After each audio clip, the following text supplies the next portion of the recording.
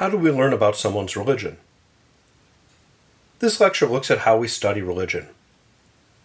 Before we get started with the approaches people bring to the study of religion, it helps to remember that religion is a human endeavor, and as we study, our first commitment is to respect the people who practice a religion. Religion can be a central aspect of a person's identity. People often draw from a religiously informed sense of purpose or vocation to shape their choices around friendship, civic association, family life, or occupation. Religions can shape some of a person's deepest aspirations. They bring meaning to intimate aspects of people's lives. And when life becomes particularly challenging, when people face death, disease, threats to family stability, personal conflicts, or crumbling social institutions, religion can serve as a source of strength or a refuge. Because of this, it helps to approach the subject with a degree of humility. We do well to listen closely to those who practice religion because they know their religion better than anyone. Humility also serves our work because religions have a great deal of diversity. Our general sense of what's involved with a religion can misinform how we perceive a specific religion. For example, people might expect that religion hinges on a person's relationship with God.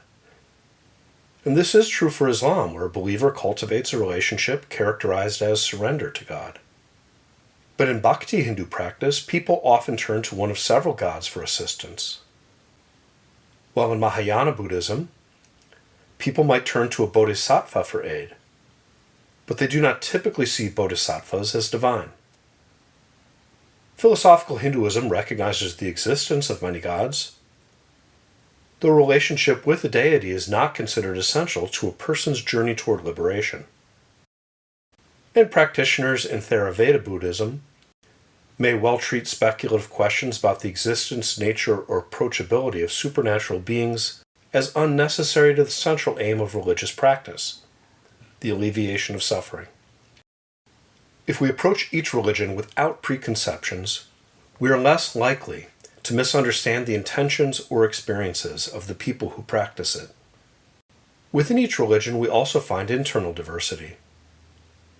When we learn about a specific religion, we might develop a generalized understanding of the religion's institutions, teachings, and practices. Yet when we encounter a specific religious community or an individual religious practitioner, we should remember that they may well approach their religion with interpretations and practices that differ from how other people practice the same religion. So as we make use of academic approaches to the study of religion, we should approach the topic with humility, listening to others, and remaining open to an ongoing development of how we understand a specific religion. So how are we going to proceed with the study of religion? What should we pay attention to? What questions should we ask? We will look here at 4 approaches to the study of religion, all of which focus on religion as a cultural phenomena: the subjective approach, the structural approach, the dramaturgic approach, and the institutional approach. Already this lecture has brought up the topics of meaning, intention, and relationship. These words speak to one of the classic approaches to the study of religion, which we will call the subjective approach. This approach to the study of religion, attributed to Max Weber, the founder of the academic discipline of sociology, focuses on the subjective experiences of the people who practice that religion. Weber calls his approach Verstehen. This is the German word for understanding. Weber privileges the perspective of the people who practice a religion. To uncover what a religion means to its devotees, we need to listen to the people who practice it. We might conduct interviews, read biographies, ask people to complete surveys, or see how people describe their religion to their children or to new members. Quite often when we study a religion, we discover a need to combine these tools to get a complete picture. For example, a recent report on religion in China, published by the Pew Research Center, compiles survey data from several studies conducted by Chinese universities. These surveys show that about 10% of the people in China identify with a religion. 4% identify as Buddhist. Yet at the same time, about 1/3 of the people surveyed say they believe in the Buddha, and about 1/4 burn incense as an act of religious devotion at least a few times a year. This survey research leads us to ask follow-up questions. How can we understand better how Chinese people distinguish religious practice from religious identity? Why do so many people who believe in the Buddha also say they do not identify as Buddhist?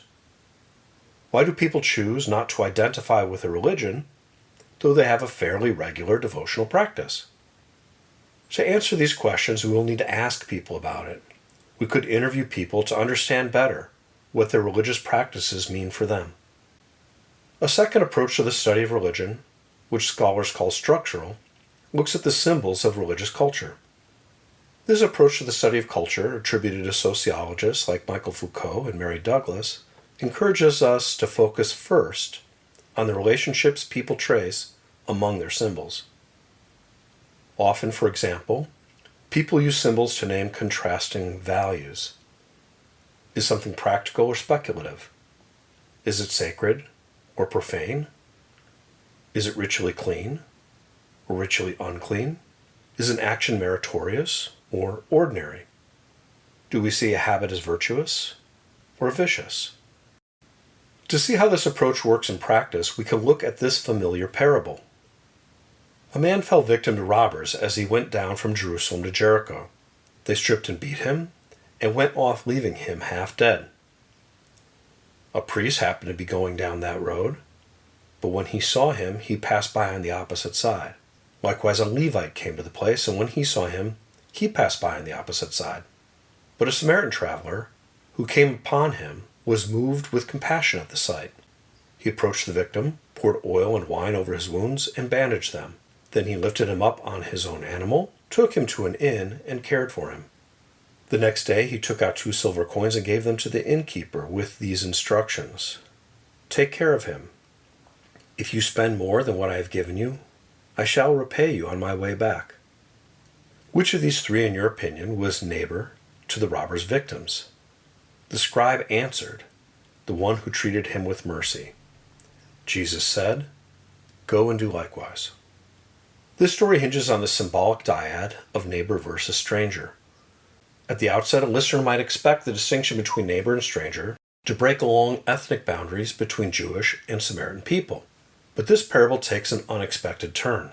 The neighbor is not someone from the same ethnic group, but someone who shows mercy. This story surprises those who hear it and encourages them to adopt a new perspective. After we trace how a culture's symbols propose meanings, we need to ask some follow-up questions.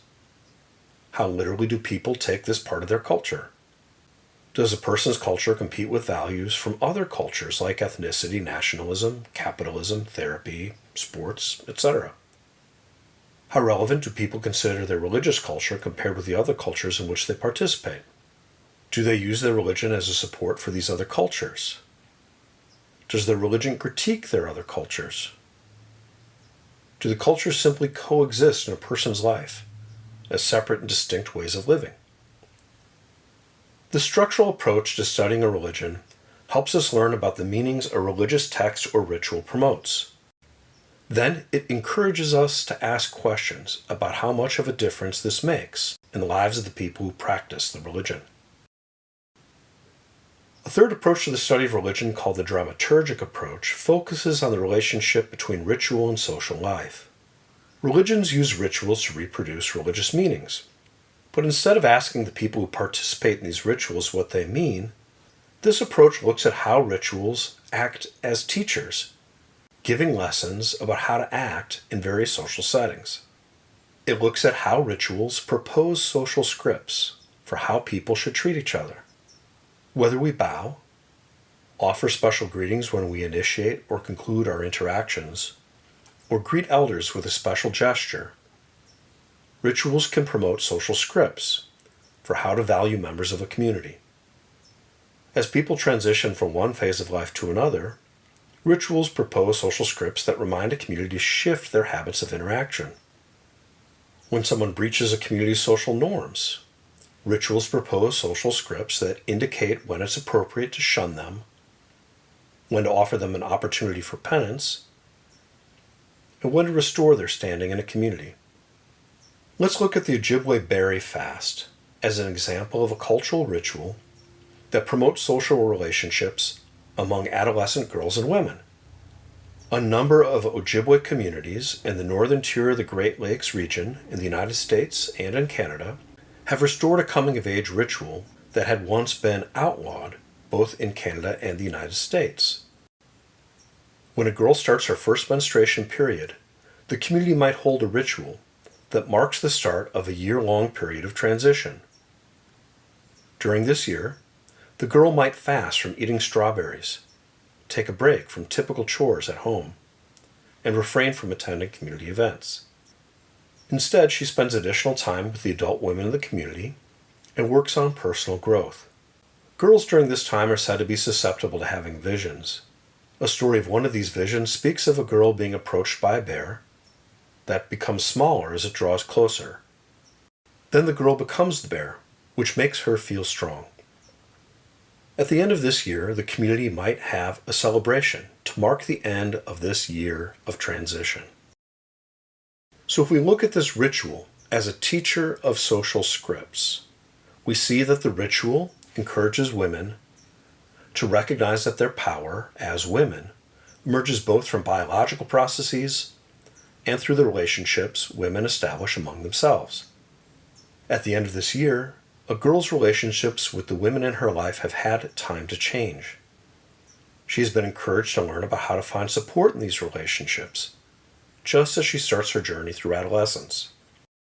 And because girls in the community start adolescence each year, the adult women in the community have regular reminders to prioritize their relationship with each other and to make space for adolescent girls in particular. A fourth approach to the study of religion focuses on institutions. People establish cultural institutions to organize resources in support of particular cultural expressions. When people do this, they make it more likely that a culture will be sustained as social conditions change. Religious institutions generally afford those who practice religion with a routine set of practices and an official set of resources to support these practices. With these institutions in place, the people who practice a religion can more efficiently and consistently reproduce religious meanings. Common religious institutions include an established canon of scriptures, of prayers, and of rituals. This allows for a coordination of practice in different locations and allows religious practice to become more efficient and consistent. People may also form congregations that build and maintain a worship space and gather financial support for religious practice. A professional clergy also supports stability and consistency in religious culture. This requires practices for the selection of a clergy, institutions for their education, and financial resources sufficient to allow religious professionals to make some kind of living. Reproducing religious culture also means initiating new members, both children and people who convert. Routine practices for religious formation support these goals. Religious institutions allow for a more efficient and consistent reproduction of religious culture. But they also have some unintended consequences. Personal charisma lends an air of authority to a religious leader by virtue of their personality itself. Creativity and interpersonal skill support more poignant and engaging experiences of religious practice. Innovation allows a religion to retain its relevance. But institutionalization calls for a routinization of practice that some people might experience as formulaic, rote, impersonal, or lifeless. The phrase "I consider myself more spiritual than religious" sometimes means, roughly speaking, I'm drawn more to religious experiences with charisma, poignancy, and relevance than to those that are more consistent, stable, and familiar. Religious institutions also tend to create a bifurcation between a religion's official or institutional culture and popular religious culture. Popular religiosity plays out in religious expressions directed by the rank and file religious adherents. They typically do not involve official religious leaders. They happen at home, at unofficial shrines, in the everyday devotional practices of the common people, and in folk wisdom exchanged among lay practitioners. So when we study religious institutions, it's important to recognize that institutionalized expressions of religious culture give us a perspective on the religious practices of a people, but they may not tell the whole story. In summary, how do we study religion? Here are 4 prominent approaches. With the subjective approach, we listen to people who practice religion so we understand what it means for them. The structural approach directs us to see how relationships between a religion's symbols propose a social order. The dramaturgic approach focuses on a religion's rituals. It does not ask people what they think the ritual means, but instead looks for the patterns of relationship a ritual promotes. Finally, when using the institutional approach, we see how a religion's institutions organize resources to reproduce religious culture.